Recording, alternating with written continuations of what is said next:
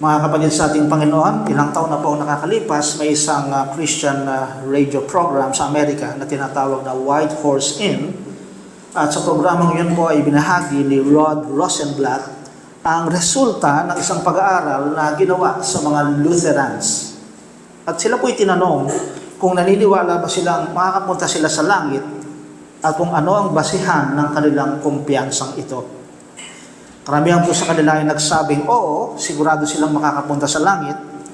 Ngunit nang ipaliwanag nila kung bakit, ang madalas nilang banggitin ay ang kanilang mga ginawa. Sinasabi nilang, pupunta ako sa langit sapagkat ako'y naglingkod sa church. Ako'y umawit sa choir. Ako'y nakatulong sa ministry o malaki ang naibigay ko sa church. Sa papel po, tama ang kanilang doktrina. Naniniwala silang ang tao ay justified dahil sa ginawa ni Kristo, nasa kanilang confession pa nga ito. Ngunit ipinakita ng pag-aaral sa praktikal na pamumuhay ay marami pa rin ang naniniwalang may bahagi ang kanilang gawa sa kanilang kaligtasan.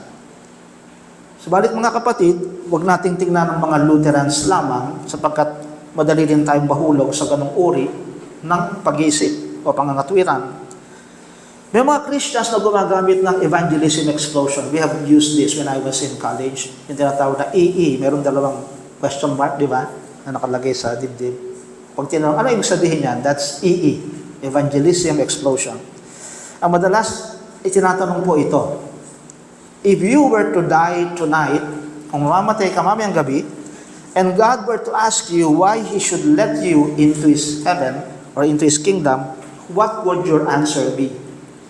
Ano magiging sagot mo kapag sabi ng Panginoon kung ikaw ay papapasukin sa langit, bakit kita papapasukin sa langit?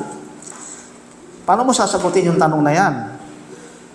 Ang sagot mo ba ay nakabase sa iyong ginawa o kay Kristo lamang? Yan po ang hamon ng Lord's Day 24 sa atin ngayon. Kaya ito ang tema ng ating sermon. Ang pamagat po is Fix Your Eyes on Christ and not on your deeds. Yan po ay mula sa sermon ni Dr. Wes Bredenhoff. Dito po ay makikita natin ang tatlong katotohanan. Una po, God rejects all deeds as the basis of justification. That's number one. Secondly, God accepts some deeds by grace. And thirdly, God expects good deeds as the fruit of faith. Tayo po sandali mo ng manalangin mga kapatid. Humihingi po kami ng karunungan mula sa iyo, o aming Diyos.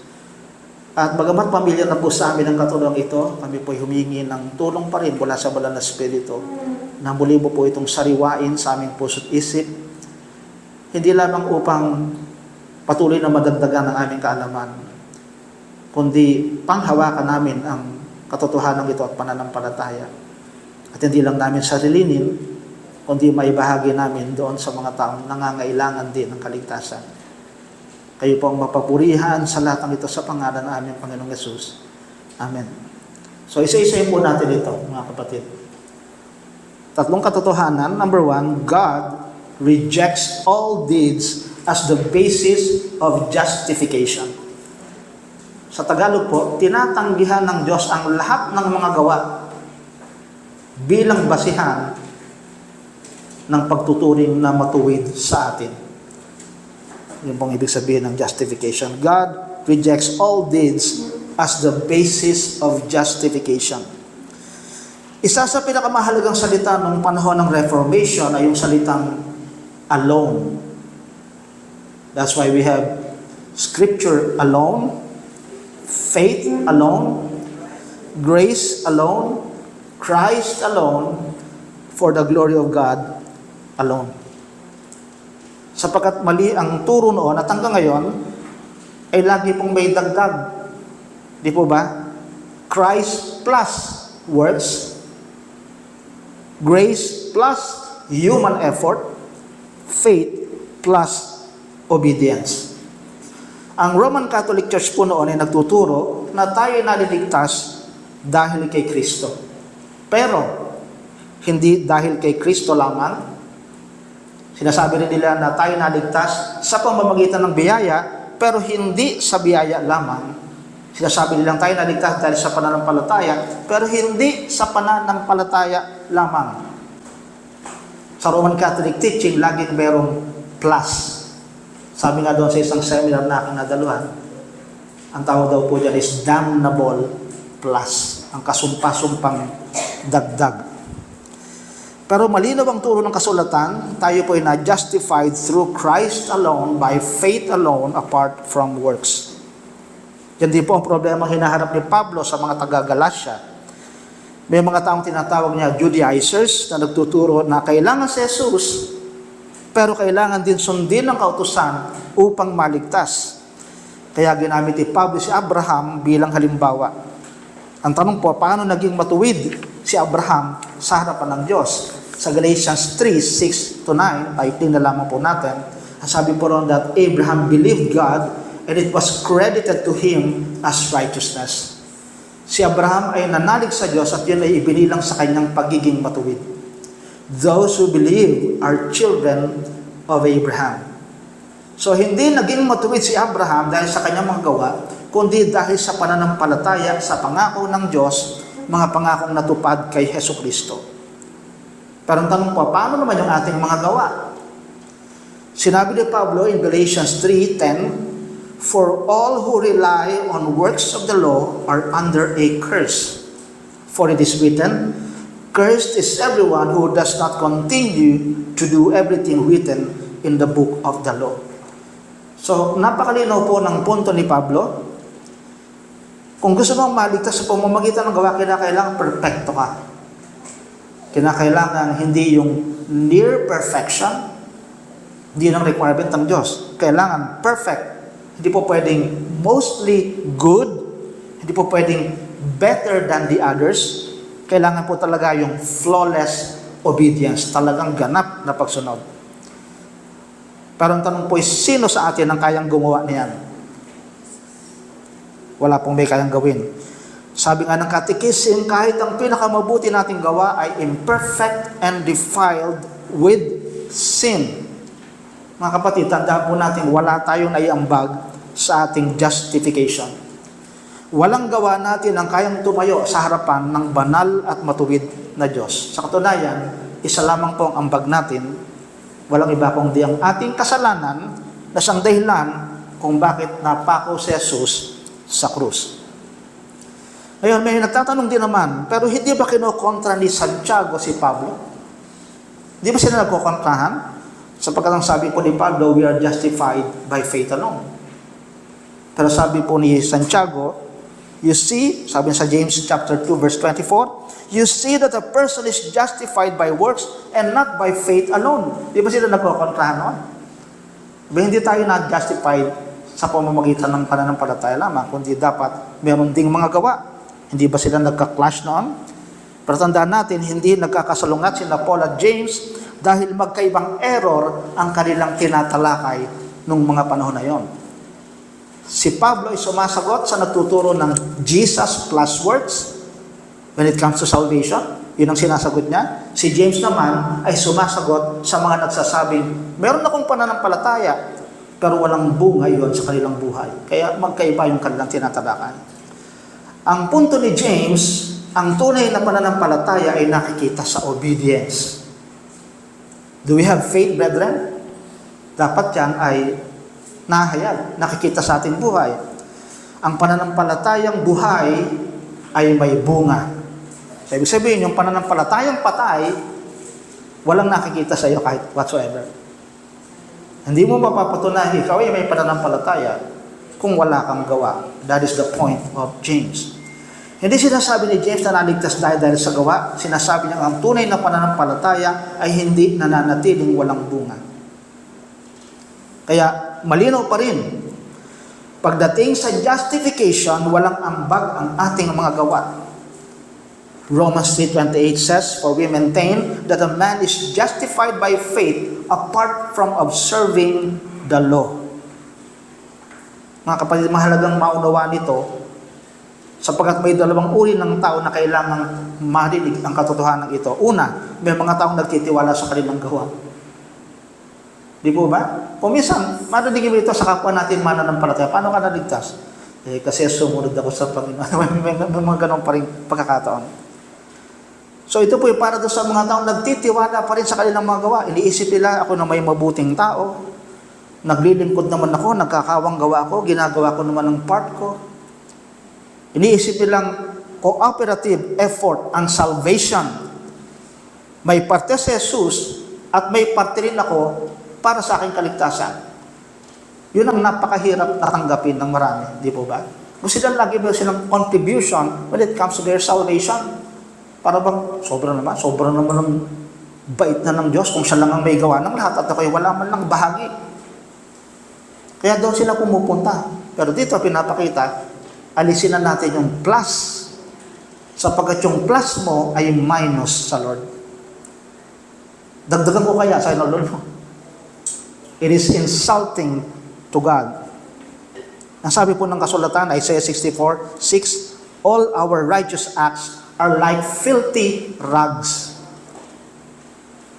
Yung mga gawa natin mabuti, nakakala natin mabuting gawa, ay trapo. Ano niya trapo, di ba? Kahapon, sabi ng anak ko, Daddy, ba't mo nilagay yung damit namin doon sa alaga naming hayop na nauulan na sa labas? Sabi ko, trapo na yan. Sabi, hindi, bago yan, damit natin. Hindi, trapo yan. Sa tingin ko, trapo, sa kanya hindi. Parang ganon sa Diyos. Yung inakala mo, mabuting gawa, Lord, ito po ang may offer ko sa iyo. Sabi ng Lord, hindi ko marin tanggapin yan.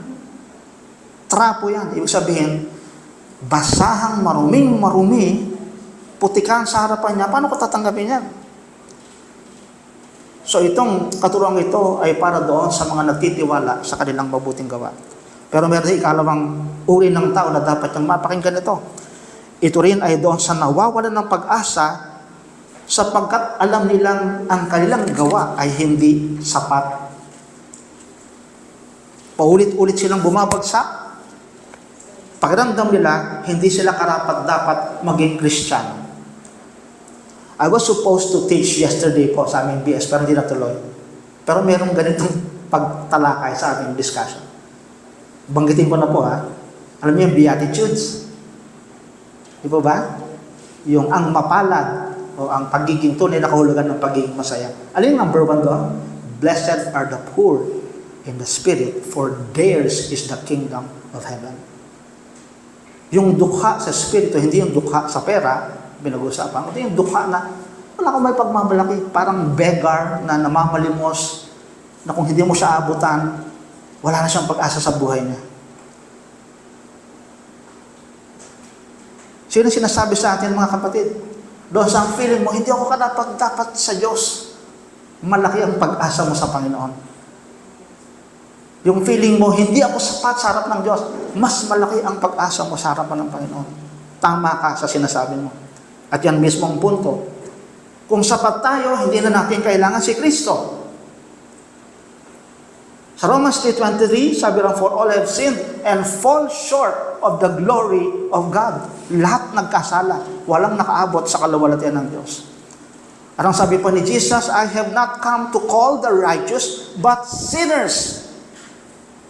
Yun ang na-miss na point ng mga religious leaders during those times. Sabi na kami matuwid. Mas mataas kami kaysa sa mga taong ito na aming pinamumunuan. Sabi ng Panginoon, but I have not called you. Hindi ko kayo tinawag, hindi ako naparito para sa inyo. Naparito ako para sa mga tao ang feeling nila sila yung dukha.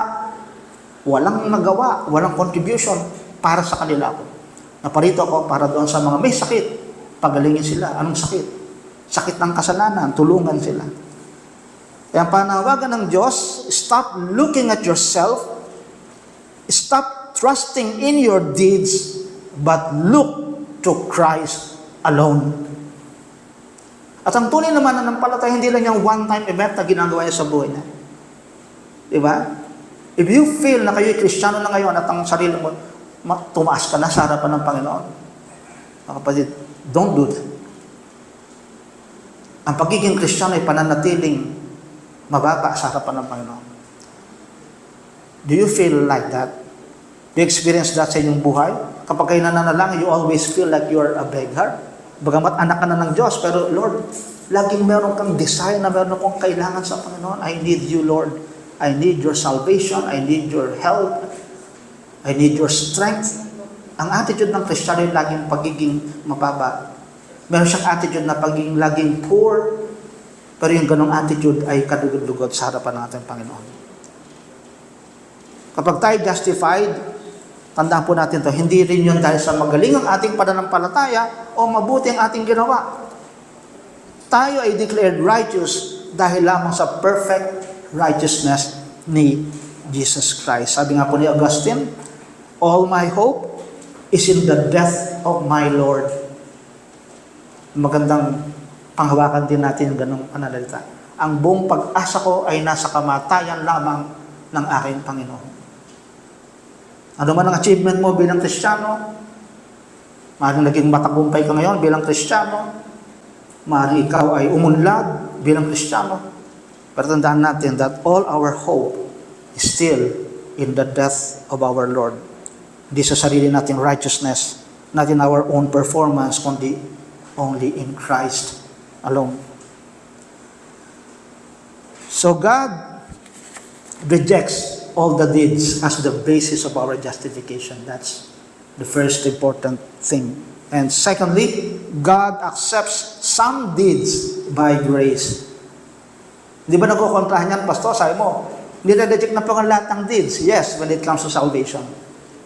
Pero sabi dito, God also accepts some deeds by grace.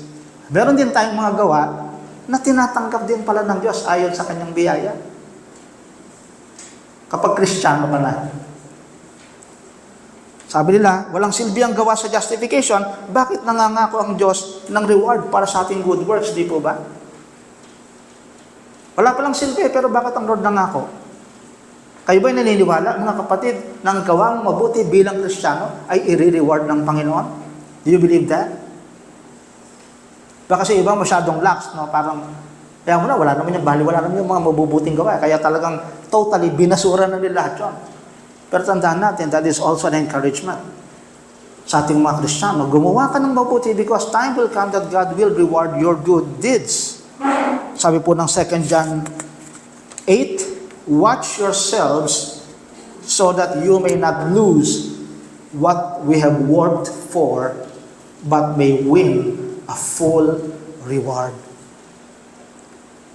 Huwag natin itatapon, ibabasuri ang ating mga mabubuting gawa. Sabi roon, bantayan natin ang ating sarili, siguraduhin natin hindi nasasayang yung mabuti nating ginawa, because the time will come that you will receive full reward in what you did.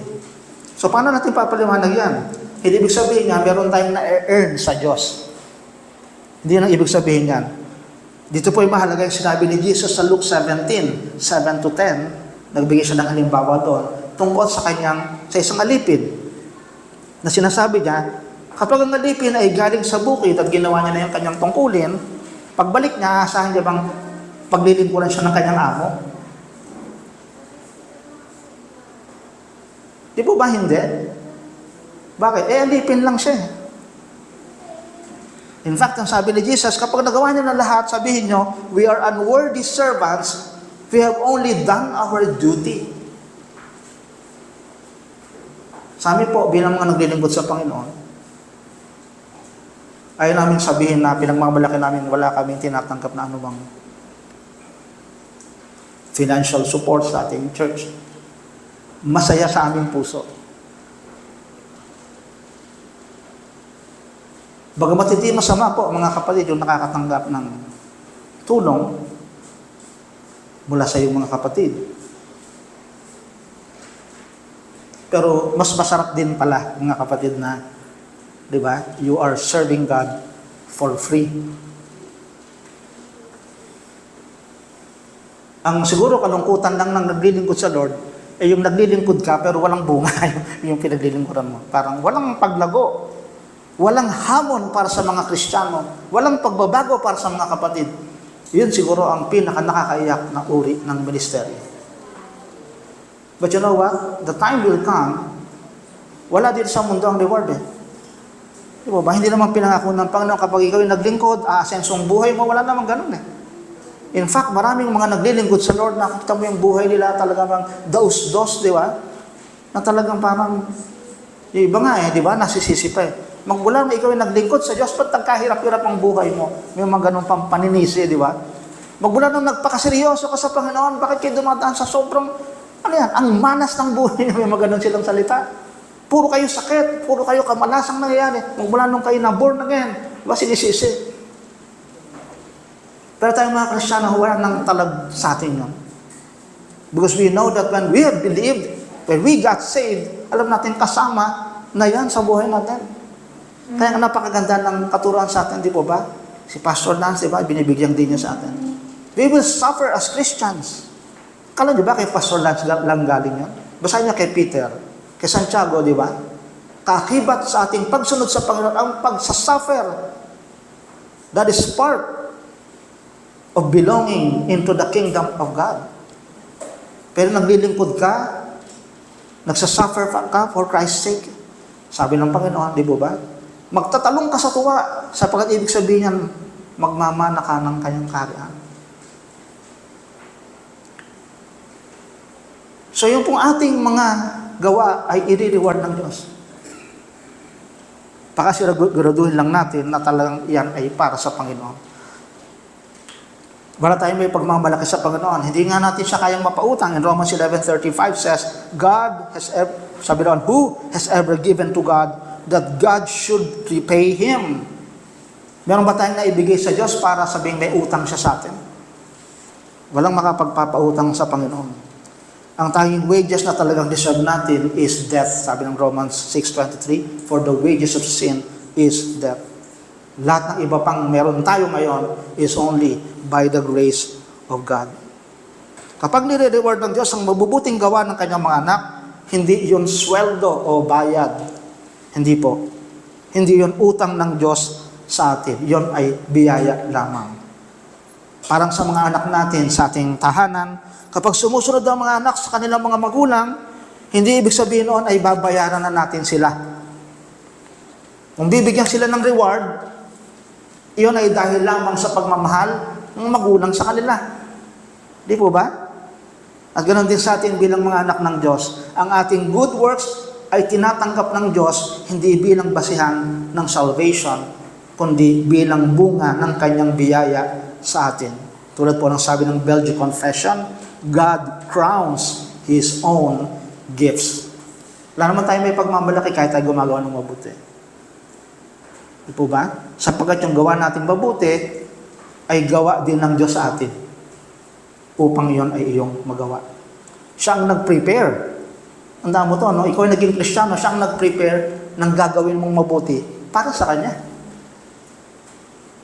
Kaya wala tayong may pagmamalaki. So that's number 2. Okay, so dire-reward ng Diyos yung sum of our good deeds. And thirdly, the last, God expects good deeds as the fruit of faith. Inaasahan ng Diyos na tayo gagawa ng mabuti bilang bunga ng ating pananampalataya. Gusto kong balikan lagi yung sermon kanina umaga. Ano yung first thing na magagawang mabuti ng isang Kristiyano sa oras na siya naligtas? Ano yung unang-una na magagawa natin? Nang madalas, di po ba, nababaliwanan natin yun. Diba? Pero napakahalagang bagay yun na ina-expect sa atin ng Panginoon. We know the Lord's Day, at precious sa atin ng Lord's Day, yun ang unang-unang gagawin ng mananampalataya, ang siya'y sumimba. Di po ba? Ang siya'y magpakita pag-araw ng linggo. Nalulungkot ako kanina, sila ba yung nasabihan ko kanina? Nakakalungkot habang tumatagal ang Christian, sabi ko na. Di ba, nung una, ang sipag, nung nagtagal, nawawala na sa church. Di ba? Nung ako po'y bagong mananampalataya, madaling araw pa lang, nasa loob na ako ng bahay-sambahan. Madaling araw pa lang, 5 o'clock, maglalakad pa po ako noon. Walang nagtataboy sa akin, kahit ang parents ko. Hindi ako nahingi ng pamasahe. Medyo, may kaya-kaya naman kami noon, hindi naman kami talaga dukha. Pero, paparan na ako sa nanay ko, na alis na ako. Ang aming church building noon ay dito po sa Bay Josephines, Pulungan. Tapos may mga malalaking stage doon. Magang-maga ka pupunta roon. Bakit? Dahil Hindi dahil sa gano'n kung gustong i-impress hindi eh. Alam mo yung pasasalamat mo sa Panginoon na nag-uumapaw, kaya nandoon ka na agad. Tapos walang nakakaalam na kapatid, kaya nalaman nyo na. Pero walang mga kapatid ang nakaalam during those times na nag-aayos ako ng lalaking, ganitong kalaki, isang mesa, 4 na mesang ganyan, na table, na iayos mo. Nandoon yung saya sa puso mo. Walang nakakakita. After na, pawis na pawis ka, may baon na kontamet. Pagdating ng mga kapatid, biyas na ako, wow, ang galing, okay na yun. Sino ang gayos? Hindi ako nakibo. Why? Sapagkat sa puso ko, there is that excitement na ito'y para sa Panginoon. Pero ang nakakalungkot, kung minsan, pag tumatagal na yung Kristiyano, marami ka nang alam, understood na yan, parang gano'n eh. Unti-unti nawawala yung mga ganong bagay. Nawawala yung pagsusumikap mo sa Panginoon, nawawala yung pagtitiis mo para sa Panginoon. Diba? I have told you yung konting pag-uusig na ginagawa sa akin ng mga magulang ko noon. Pero masaya pa rin ako. Kaya, pag binabalikan ko yung nakaraan, no, in my early Christian life, sabi ko, Lord, umiiyak ako ngayon. Bakit ka ako? Panginoon, ba't hindi na ako ganong kainit nung dati? Diba? Ba't wala na yung ganitong apoy na talagang parang nagtutulak sa atin ngayon? Konting sumakit lang ang tuhod. Kanina nga, Joe, sabi ko, parang natutokso yata ako. Hindi mo na ako magsimba. Nung pumapanik ako kanina, sabi nga, Lord, parang sa akin, sakripisyo na ba yan? Konting ano lang, di ba? May inom mo naman to ng gamot laban sa mga gout at rayuma. Basta nandito ka sa loob ng church. Sabi ko, Lord, gano'n ang gusto ko. I have that drive within me na talagang walang pipilit sa akin, hindi yung pagmamahal ko sa iyo. Kung minsan, mga kapatid, dapat ipanalangin natin sa Diyos yan. Sa akin, parang sa akin, no, in my own spiritual life, kapag nakikita kong nawawala na yung ganong push, yung drive within me, na parang yung sigla, sabi ko, Lord, sa tingin ko lang, in our terms, backslider na ako. Backslider ako pa, nanlalamig ako sa iyo. Kaya ang panalangin ko sa aking sarili, Lord, ibalik po sana yung dating pagmamahal ko sa iyo. Pinipigilan nga ako ng father ko noon, di ba, Nay? Sabi ng nanay ko, ng father ko, pag ikaw nagpatuloy ka sa kalokohan mong yan, sabi ng tatay ko, layas ka, hindi na kita anak. Maghanap ka ng school mo. Pumasok ka sa isang Catholic institution. Nung pumasok ko sa Catholic institution, sabi ko sa sarili ko, pagdating dito, magtatayo kami ng fellowship. Yung pa rin ang naisip ko dahil wala akong ma-churchan. Pagdating ko, 4 na taon, araw-araw na fellowship, ako yung leader, ako yung natayong leader. Bakit? Ayaw kong pag-churchan ng tatay ko eh. Sabi ko, dito na lang kami mag-fellowship, dito namin ihahayag ang Panginoong Yesus. Ganong kainit, 4 years, everyday fellowship. Ngayon tayo, kung kailan tayo tumagal na sa ating pananampalataya, wala nang pakikipaglaban sa pananampalataya. Konting sakit na ganito. Hindi na natin naintindihan ng Lord. Noon, walang ganun, walang pumipigil. Kanina, kwento ko kay Belen. Alam mo ba, Sister Belen? Hindi ko po pinagmamalaki ang sarili ko. Ako rin, kinukumpara ko yung sarili ko sa dati. Because when I was in college, doon po sa Pasay City, under persecution din ako ng father ko, 2 years, no? Meron kami citizens military training every Sunday. After na talagang pagod ka na kasi nasa airport kami. Nagtitraining, wala ka ng lakas. Pero may isang kapatiran doon, sabi niya, Brad, ba't ka nagpapapigil sa father mo? Let's attend fellowship doon sa tinuruyang place. Malayo, sa may UN Avenue, nandoon pa. Sa Pasay kami. Kaya kung oras ang gawain, 5 o'clock, bro. 5 o'clock, alas 12, labasan natin. Hindi, matatanong ako ng father ko. Di ba, mahal mo, Panginoon? Ganon tayo kababaw, pero may lalim pala yun sa Lord, ha? Sige, attend ako, 5 o'clock. Paano sasabihin mo sa father mo pagdating? Sabihin ko, meron tayong marami activity. Maka-attend lang talaga sa gawain ng Panginoon. That is that warmth in our heart because we love the Lord. We love the Lord. Ngayon, parang wala nang gano'n. Sabi ko, Lord, kaya hanggang ngayon, yun pa rin ang iniiyak ko. At hindi lang po sa sarili ko, mga kapatid, kundi sa bawat isa sa atin. Lord, ang prayer ko po, every Sunday morning, Panginoon, tulungan mo yung mga kapatid na sila magpunta sa church upang maranasan namin ang presensya mo, ang pag-ibig mo, Sapagkat hindi ka tumitigil ng gawang mabuti sa buhay namin. Pagod tayo, yes, mga kapatid. Nakakapagod magtrabaho, di ba? O nakakapagod manood ng TikTok. Ano nakakapagod? Puyat ako. Buong magdamag. Bakit? Nanonood ako ng YouTube. Naintindihan ng Lord. Ang dami nating mga pamalit sa Lord. Ang dami nating mga pagdadahilan. O ba lahat madadaluhan natin, hindi tayo nag-excuse. Pero pag sa Panginoon, laging, ang Lord maunawain. Bisan, mali di ba? Yung ating ganong pagdadahilan. Yes, nakaunawaan ka ng Panginoon, pero hanggang kailan? Di pa ba sapat yung ginawa sa atin ng Panginoon that He saved us by His grace? Walang-wala ka noon, di ba? Para siyang isang mayaman na ikaw yung pulubi sa isang tabi, tapos namamalimos ka, tulungan mo ako, tapos binigyan ka ng halaga na hindi lang piso, hindi 10 piso, kundi ayan, bumangon ka sa pagiging pulubi mo, eto ang pera, magtayo ka ng negosyo, mabuhay ka, di ba? Parang gano'n ang ginawa sa atin ng Lord. Kung bababawan natin ng paliwanag. Pero higit pa doon. Because sa ating pagiging beggar, hinango tayo ng Lord doon. Sabi ng Lord, and you are now my child. Anak kita. Hindi ka na manghihingi.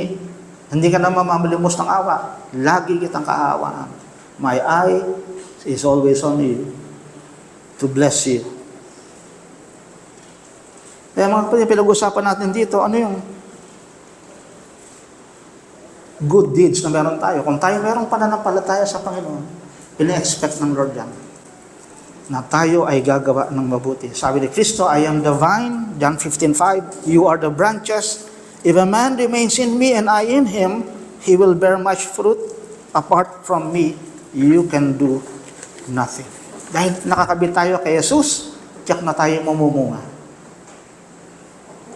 Kung tayo nakaugnay sa Kanya, hindi maling hindi magfo-flow sa atin kung anong meron siya.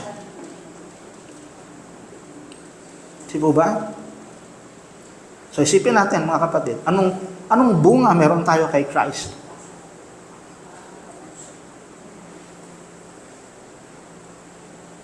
Sipo ba? Doon na sa love, joy, peace, patience, kindness, goodness, gentleness, faithfulness, and self-control. Anong bunga?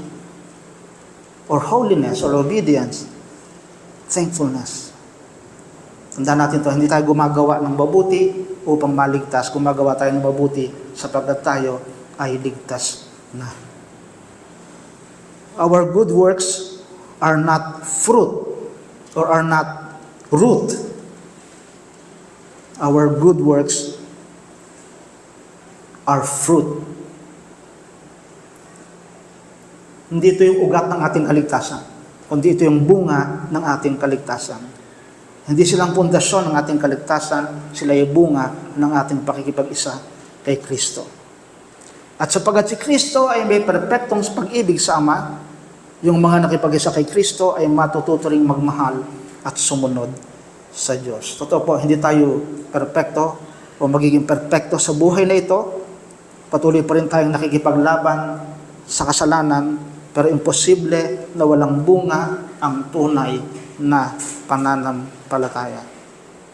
Habang nakatingin tayo kay Kristo, unti-unting lumalabas sa ating buhay ang bunga ng pasasalamat at pag-ibig sa Diyos. Kapag bumabalik tayo sa ating kaligtasan, mga kapatid, magpapasalamat ka na lang lagi. Di po ba? Noong unang panahon, di ba? Sabi nila, kayo, praise the Lord. Bakit tinawag na mga praise the Lord ang mga Kristiyano? Di ba? Sabihin natin ang bababaw, di ba? Pero lagi silang konting galaw, praise the Lord. Di ba? Lagi silang merong gano'n. Ngayon, kapag nagsabi ka ng gano'n, pati Kristiyano tumitingin sa iyo. Di ba? Noon, kapag tayo nagpe-pray, nag-a-agree pa nga eh. Panginoon, kami po humingi na tulong sa iyo. Yes, Lord. Di ba? Yung mga gano'n. Ngayon, mga Kristiyano, iba yung... Noon talaga lang yung praise the Lord. Noong unang panahon, narinig lagi ako nakikipaglaban lagi ako nagsasalita ako ng mga bad words.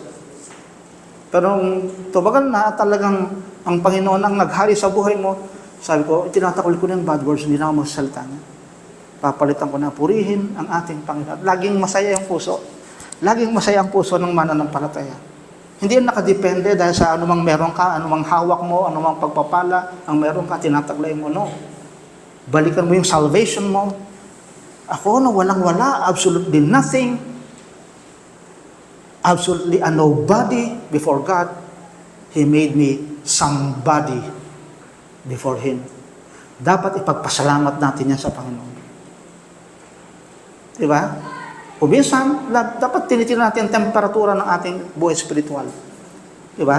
Pagka tayo meron lagnat, saan ang thermometer? Diba? Tingnan natin din yung ating spiritual temperature. Diba? Dapat, doon tayo laging may lagnat. Kuha nyo? Pagdating sa pananampalataya natin sa Panginoon, dapat mainit ka lagi. At yan ay dahil sa iyong patuloy na pakikipag-ugnayan sa Diyos. Diba? Basahin mong Bible mo, dyan ka magkakaroon ng kalaguan at init sa pananampalataya. Diba? Huwag tayo laging entertainment. Magkaroon tayo ng discipline, mga kapatid. Diba? Kailan lang po, no? Sabi ko, Lord, ganito. Trabaho ako ng trabaho, 12 hours of work. So, para akong nade-drain. Naghahanap talaga yung kaluluwa ko, Lord. May problema ako. Para kung merong gutom, meron akong uhaw. We train your people, we equip them. Pero ba't kami nakakaranas ng ganito? Sabi ng Panginoon, you go back to the basic. You know what I did? Sabi ko, kahit talagang nahihirapan na rin, di ba? Meron sa atin siguro dito, halos hindi na makabasa. Pag nagbabasa ko, nalalaban mata ko. Pag nagtitiktok ka, ang lino ng mata mo. Hanga-hanga ka pa, scroll ka na scroll, naghahalap ka pa ng ganon. Pero pag nagbabasa ka ng Bible, ba't natuduling ako? Pero sabi na, go back to the basic. And then you know what? I discipline myself, dapat I should talaga read the Bible seriously. And then when I read it, naiba yung strength, I go, Lord, this is what I missed. Kahit pagod na ako, I really miss your word. And read it, just read it. Okay, lagi lang pakinig ng mga sermon. Yes, it will help. But read it with yourself. Basahin mo yung Bible mo. Basahin mo dahan-dahan. Ako ngayon, Psalm 29, binasa ko ng 3 days. Psalm 29. Basa uli ako. Basa uli ako. Sabi ko, Lord, naintindihan ko naman ito eh. Basahin mo, basa lang, yun lang. And then I feel in myself na nakakargahan ka, di ba? Parang baterya na nadiskarga, nakakargahan ka uli. Ito talaga ang kailangan natin. Yun ang nawawala sa atin. So, this is just an additional po, no? Tapos na po tayo, mga kapatid. Pero ang sinasabi lang po natin, go back to the basic. Di ba? Go back to your relationship. Sa mga mag-asawa, di po ba? Nakita natin yan. Kung mahal mo asawa mo, sabihan mo ng I love you. Yakapin mo, di ba? Kahit hindi ka na sweet. Makikita mo, kapag dinidikit mo ang sarili mo sa asawa mo, sinasabi mo, mahal kita, ang ganda mo, nagkakatotoo. Kagano din sa Panginoon, sabihin natin, Lord, you are my first love. Ikaw ang mahal ko, ikaw ang hari ko. Di ba? Alam mo yon? Yung katotohanan nagfo-flow sa atin. And read His Word, and pray seriously. Sabihin mo sa Panginoon, talagang ako'y latang-lata sa buhay ko ngayon. Ako'y pinagod ng mundong ito. Panginoon, tulungan mo po ako. Kailangan tayong maging parang bata sa harapan ng Panginoon. Kailangan kita, Panginoon. Uhaw na uhaw po ako. Gutom na gutom ako. Meron akong pagod na hindi nawawala.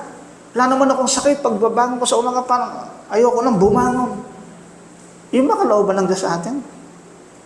Of course, kung tayo mahina na talaga, natural na magfo-flow sa atin yan. Pero huwag niyo hintayin na kayo humina pa talaga bago tayo magseryoso sa Panginoon. May mga anak tayo, di ba? Bakit ito nagkakaganito? Sabi Lord, itawag mo sa akin yan. Ihingi mo ng tulong, hindi mo na magawa eh. Di ba? Lagi na lang sabihin natin, lagi akong busit every morning na makita ang anak na ganito. Pati hindi mo sabihin sa Panginoon, Lord, nahihirapan ako talagang baguhin eh. Nilalapit ko po siya sa iyo, Panginoon, tulungan mo nga yung kapatid na ito na ayaw na talaga niyang magsimba. Kung nakikita mo yan, sinasabi lang sa iyo ng Panginoon, panalangin mo yan. Yung mga anak ko ay talagang magseryoso, ayaw na talagang sumimba. Ba't hindi kayo manalangin? Yung hindi nyo magawa, ipanalangin nyo, Lord, talagang hipuin mo nga itong anak kong to. Makikita nyo, mga kapatid. I myself am a witness. And I know that you have witnessed it by yourself. You've experienced that. Pag sa panong, Lord, tulungan mo. Wala ka nang masabi, di ba? Talagang, Lord, ikaw na lang. Makikita mo. Ang Panginoon nga gagawa ng, Lord, paano nangyari yun? O di ba, dumayin ka sa akin. We need that kind na magkita yung child talaga ng Lord. Hindi ka, mga kapatid, yes, we are a child of the King, pero don't feel na parang, hari din ako. No. Kahit ka-child ng King, dapat you must learn to be, slave lang ako, servant lang ako. Alam mo yung pagpapakumbaba na talagang babang-baba ka? Sabi ng mundo, ang magpapakababa, no, don't degrade yourself. Bababa yung self-esteem mo. Mali, sa panuntunan ng Panginoon, humble yourself, sabi ng Bible. Be meek. At makikita mo kung paano ka itataas ng Panginoon. I-lift up ang iyong spirit. Yun ang kailangan natin. At yan po yung bunga ng ating pananampalataya, lalo pang pagdepende sa Diyos. Huwag ka muna mag-isip na ganito gagawin ko, pag nag-fail to, ganito. Lahat ng nakaset yung plano natin eh. Ba't hindi mo planuhin, tatahimik muna ako, uupo muna ako sandali at mananalangin ako sa iyo, Panginoon, tulungan mo po ako to. Ihiyak mo talaga sa Lord. I will tell you and I assure you, brethren, sinabi na ng Panginoon yan, wait upon the Lord. He will give you strength. He will answer you.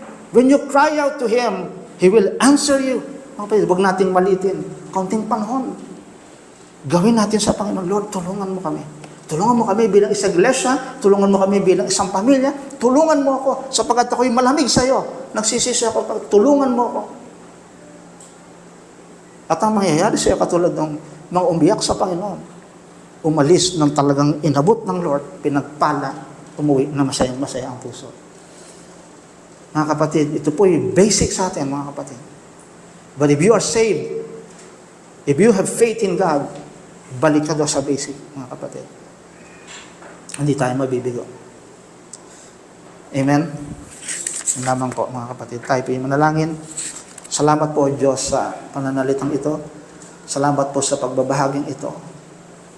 Kayo pong nakakaalam sa aming kalagayan, Panginoon. If some of us here are not yet saved, Panginoon, wala silang sapat na pananampalataya, hindi nila alam kung paano lalapit sa iyo. But now they have realized that you are the source of our salvation, that we are not justified by our good works, but only by your righteousness and by what you have done on the cross for us. And these people now come to you, Lord God, and repent of their sins. Help them and forgive them. And if we are already a Christian, Panginoon, pero na-neglect naman namin yung mga mabubuting gawain, bubalik kami sa basics ng aming pananampalataya, nakalimutan na ang pagbabasa ng Biblia, nakalimutan na ang pananalangin, tunay na pagsusumamo sa iyo. Tulungan mo po, O Diyos.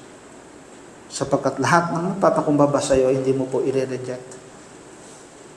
At kung ito ang unang bunga ng aming pananampalataya, yung paglapit namin sa iyo, tulungan mo po kami, Panginoon.